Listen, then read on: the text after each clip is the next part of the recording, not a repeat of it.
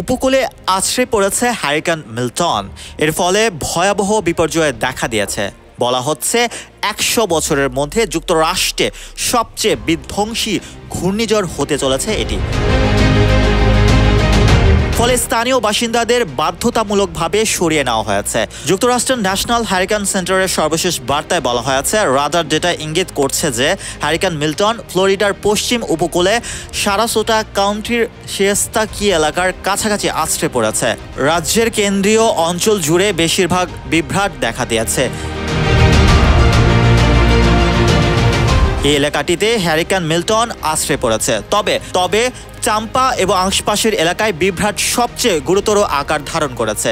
এর আগে আবহাওয়া পূর্বাভাসে বলা হয়, হারিকেন মিল্টনের কেন্দ্রটি আজ মেক্সিকোর পূর্ব উপসাগর জুড়ে তাণ্ডব চালাবে। গভীর রাতে বা ভোরে ফ্লোরিডার পশ্চিম মধ্য উপকূল বরাবর আঘাত হানতে পারে। এরপর পশ্চিম আটলান্টিক মহাসাগরের উপর দিয়ে ফ্লোরিডার পূর্ব উপকূল থেকে ধীরে ধীরে সরে যাবে। বৃহস্পতিবার বিকেলের মধ্যে ঝড়টি দুর্বল হয়ে পড়ার আশা করা হচ্ছে। Mohammad Rasel, news 21 international desk.